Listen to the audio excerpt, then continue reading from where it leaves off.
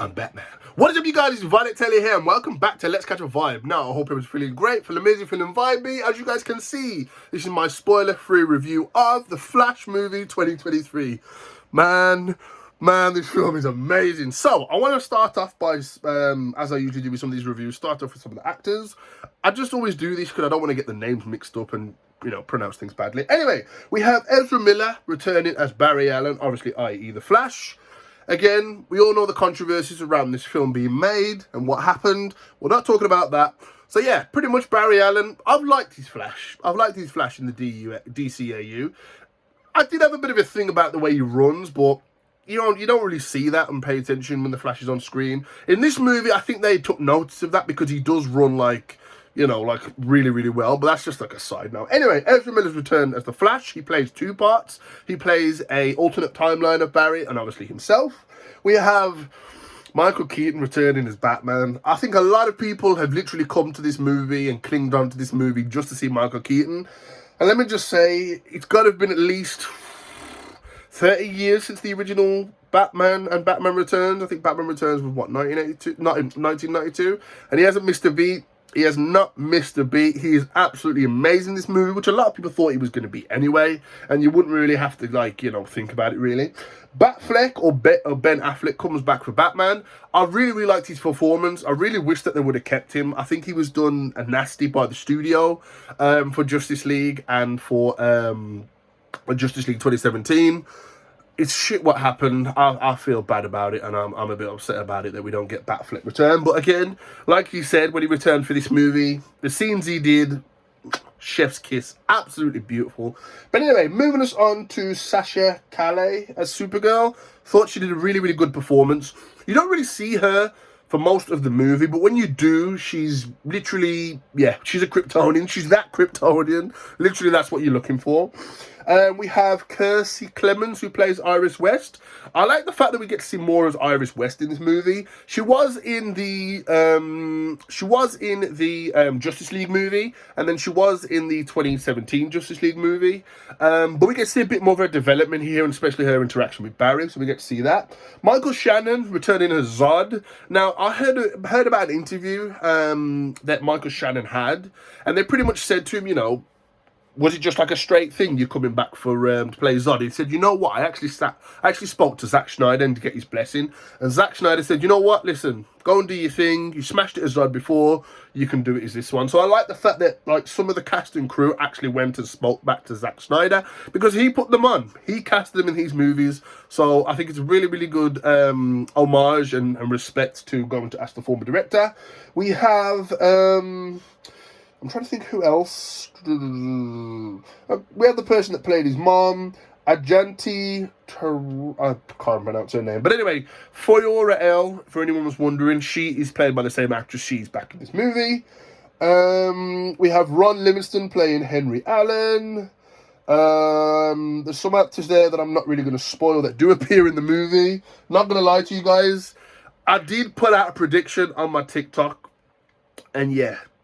We'll save that for the spoilers. Anyway, pretty much this movie obviously is loosely based on Flashpoint. It's directed by Andy Muschietti. This guy deserves an absolute medal. This movie, along with Across the Spider-Verse, that dealt with the Spider-Verse, you know, dug in a little to alter timelines, this movie deals with the multiverse. Boom! On a far bigger scale. But anyway, pretty much obviously this is loosely based on Flashpoint. We get some really, really good score in this movie. The music is fantastic, action-packed. Like, I was literally on the edge of my seat.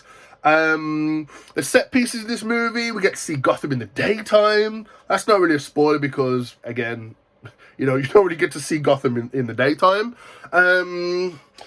Yeah, we get to see loads of Barry's apartment, what he's been doing ever since the Justice League and stuff like that.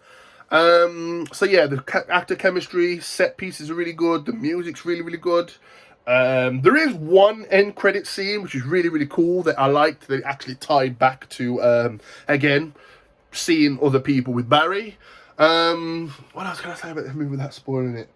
The plot of the movie I liked. Now this movie is quite long. If I can pull it up. Bear with me a second. The movie is Oh, I'm going to pull it up. The movie is a total of 2 hours and 35 minutes. So it is quite a lengthy movie, bordering on just before 3 hours.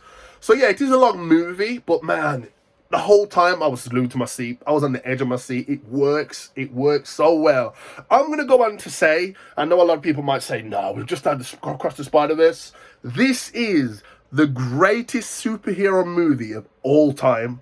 When I do my spoiler review, or if you guys are going to watch the movie today, by the way, or going to watch it tomorrow or over the weekend, oh my god, it is literally the greatest superhero movie of all time. In my opinion. I went to go and watch it with my girlfriend, and she rated it a 10 out of 10.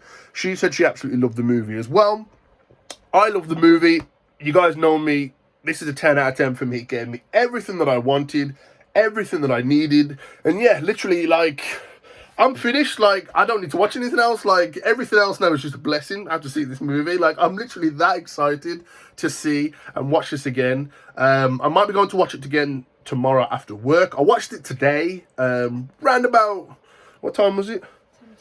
About 10 to 1, and I've been mulling around on the film. Well, say mulling around, I've literally just been so excited just thinking about all the things that happened.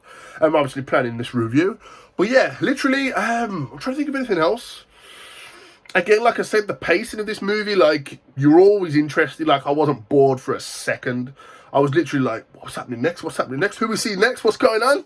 Like, this film is so damn good. But anyway, guys, I'm pretty much going to leave it there. This film gets a 10 out of 10 for me. Absolutely badass. I would recommend you going to see this, especially if you are like a big DC fan. I am a Marvel fan, don't get me wrong, but yeah, if I had to get rid of one, I'm sticking with DC. I'm sorry. I know a lot of Marvel fans are gonna get upset, but I'm sticking with DC. Like, yeah, I just love it. Anyway, hope you guys enjoyed this video. If you did, don't forget to smash the like button. If you did enjoy the video, let me know in the comments down below why you like the video. Again, be respectful for people that haven't watched the film yet. So maybe talk about your favorite character in terms of, again, like I said, spoilers and stuff like that. But yeah, like I said, be respectful in the comments. But anyway, if you are new to the channel, don't forget to subscribe to the channel. Subscribe to the channel if you're new and enjoying Let's Catch a Vibe. Also, if you are new, please don't forget to switch on the bell notifications to get notified as soon as I upload. But more importantly, don't forget to stay by me, and I'll catch you guys in the multiverse. Peace.